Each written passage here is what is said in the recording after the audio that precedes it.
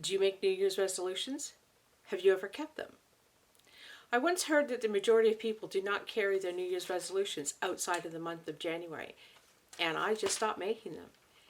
Instead, I set goals, starting in January with my annual goals, and I have much better results. Stick around and I'll tell you more about it. Hi, my name is Elizabeth. Welcome and Happy New Year. Yeah, no, I don't like New Year's resolutions. They don't make me feel really good. In fact, they make me feel like a failure. And I don't need to deliberately do something that I know will make me feel bad. Instead, I set goals, but they are not just confined to the month of January. It is something I do year round. So there are two things that I do initially. One is to set categories. Right now I think I've got 5 or 6 categories. Things like financial, professional, creative. The other thing I do is I set my goals in time blocks. To begin with, I'm going to do the annual goals, and I tend to keep that pretty broad and pretty open. For instance, I might say under the financial goals, I'm going to reduce my expenses. I'm not going to go into too terribly much detail at this point. That's just something I would really like to do this year. A category could have just that, just one thing, and it could have multiple. In fact, I've got one category right now that has 12 things in it, and I think that's a doable goal. So I'm going to leave it that way and see how I do. I then go down to quarterly goals. This is what I want to accomplish in the next 3 months towards my overall goals. This is where I start to drill down a little bit more.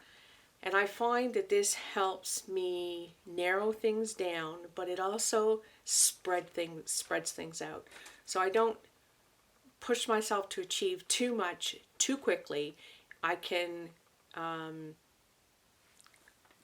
work on smaller chunks. So for example, I'm working on a cookbook that I'm going to self-publish based on recipes of my grandmother's. And I've been working on it for about a year. By now I've got a pretty good method by which I can get the recipe made, do the photography, and do the writing in more or less one day. I think it's pretty achievable to complete the remaining recipes, which is about 10, in the first quarter of this month. So that's not doing a recipe every single week. So I think that's pretty achievable. I then look at monthly. So being January, the beginning of January, I'm going to look at what I can do in January towards the goals that I have set for the first quarter. For example, with the cookbook, for the month of January, I'm going to go through all of the recipes and check my pantry to see that I have all of the ingredients. If I don't, I'm going to add them to a grocery list. I will pick at least the first 2 recipes to be ones where I do have all of the ingredients, and create a shopping list for what I need, and pick a day when I'm going to go and do the shopping. And I'll probably wait until I actually have other grocery shopping to do before I do that. When I'm doing the monthly goals and trying to select what things I'm going to do to accomplish my quarterly goals, the one thing I consider is what I call my house journal. And basically it is a list of things that I need to do within basic living. Things like changing the tires on your car in the spring and the fall, putting the hose away in the winter, changing the oil on the riding lawnmower. That's always fun. And there are certain months where there's a lot of that to do, and there's other months where there's not. So for January, I do have 2 things on the list. One is putting the Christmas tree away, and the other is washing all my china. So I've got 3 sets of china: a Christmas china, my grandmother's china, and my own china. I actually use those. I don't have everyday dishes, but I don't use it all year long.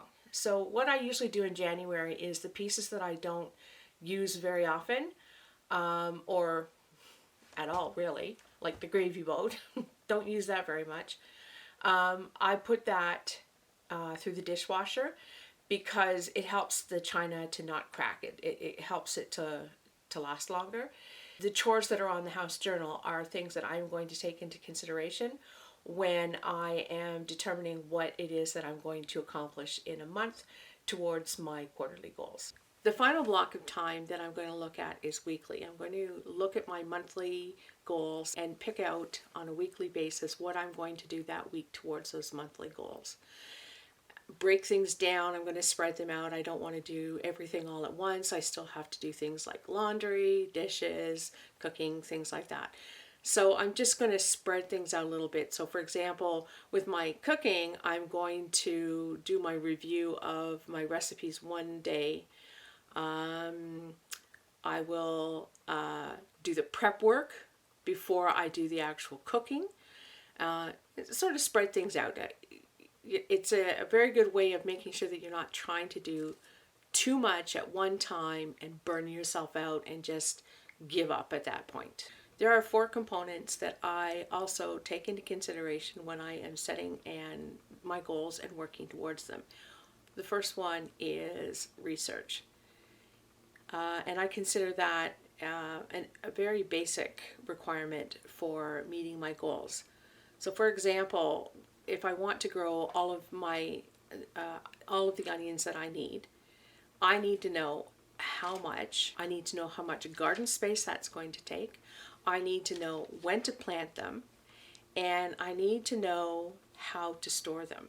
So while I may not be planting anything until the end of March, I need that information beforehand, because I can't plant seeds if I don't know how many seeds I'm going to plant.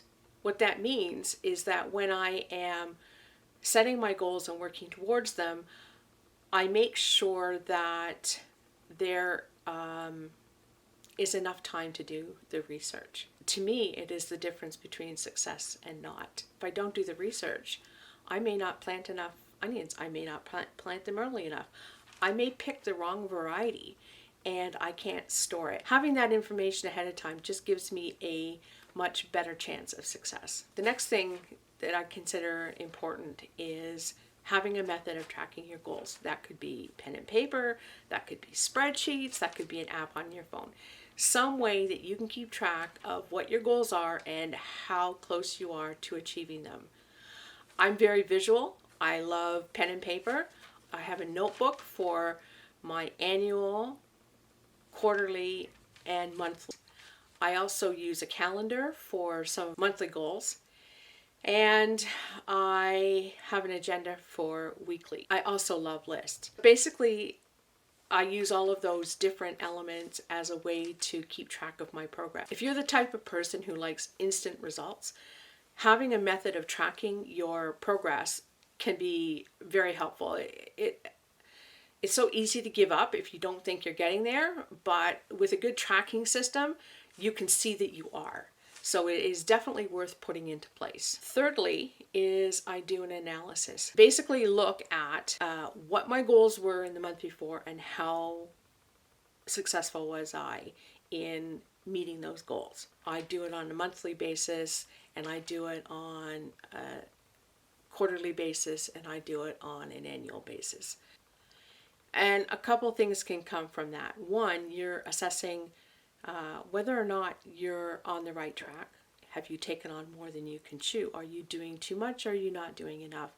Last year I had, of course, reduce my expenses on the list, but it being the first full year that I was in the house, I just couldn't focus on it. And that became very apparent at the end of the first quarter. Instead, what I did was I switched and my focus on one thing, and that was my electrical bill. I was able to reduce my consumption in 3 out of the 4 months that that was overlapped from the year before, which to me was just a win. That made me feel good. It was enough. It was good enough. It was a start. This year, of course, it's on the list again. I'm able to carry on with the electrical, but I can pick up other things. It's not as crazy now. I'm more settled in the house. So I'm definitely going to be more successful in reducing my expenses that way. But we'll see how we do again at the end of the first quarter. Analysis is showing you how realistic you're being in your goals. You may have bitten off more than you can chew. It may show you that you can set another goal. You can take on a little bit more. it might show you, say,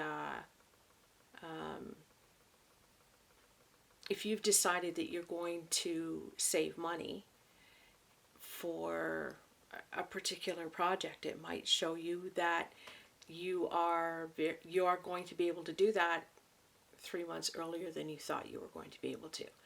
There's all sorts of things that it can show you, and it's definitely worth doing on a regular basis. I set aside about an hour a month, maybe less, to do a quick analysis just to make sure that I'm heading in the right direction. So one final component that I consider essential is to celebrate the little steps that you've taken and the success that you're working towards. It's nice to get to the end, but don't forget that the journey is half the battle, and you deserve the congratulations, you deserve the pat on the back, because you're taking the steps that you need to get where you want to go. So congratulations. Setting goals is very rewarding. Set them within categories, and as many categories or as few as you want, as many in the category or as few as you want. Set them on within time periods, annually, quarterly, monthly, weekly if you want. Make research a part of reaching those goals. Keep track of your goals and how you're progressing. Analyze your progress. And most importantly, celebrate that progress. Feel good about what you've been able to accomplish. I hope this video was helpful.